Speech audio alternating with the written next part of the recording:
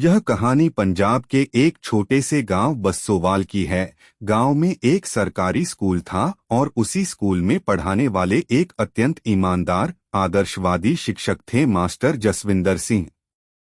उन्हें सब लोग इज्जत से मास्टर साहब कहते थे। उनकी वाणी में सच्चाई, आंखों में आत्मविश्वास और चाल में गरिमा थी। मास्टर जसविंदर की उम्र 55 वर्ष थी। वह पिछले 30 वर्षों से उसी गांव के स्कूल में पढ़ा रहे थे।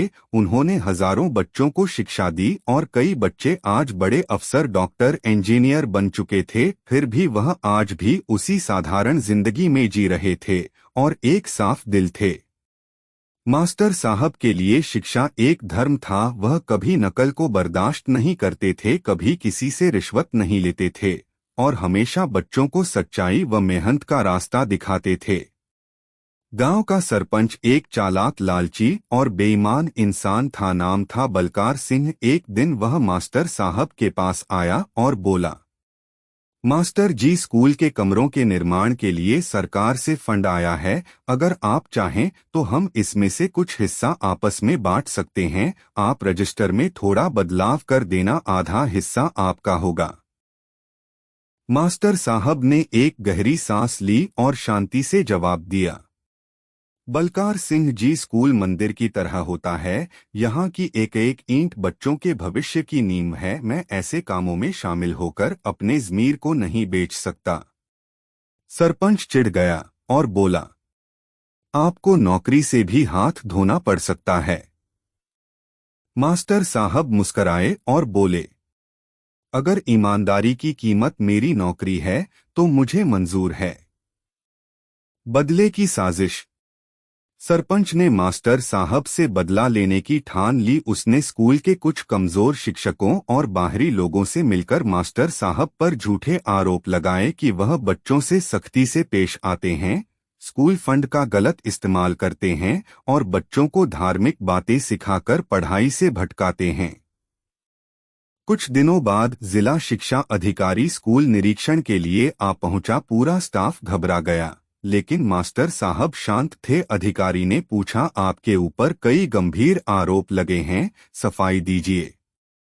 मास्टर साहब ने सारे दस्तावेज दिखाए, उपस्थिति रजिस्टर, बच्चों की प्रगति रिपोर्ट, फंड का लेखा जोखा, सब कुछ एकदम स्पष्ट और पारदर्शी था। बच्चों और गांव वालों की आवाज। जब अधिकारियों ने स्कूल के बच्चों और उनके अभिभावकों से बात की तो सबने एक ही बात कही, मास्टर साहब तो हमारे बच्चों के पिता समान हैं। उन्होंने ही हमें पढ़ना लिखना सिखाया है। अगर वो न होते तो हम आज भी अनपढ़ होते। उन्होंने ही हमें ईमानदारी सिखाई है।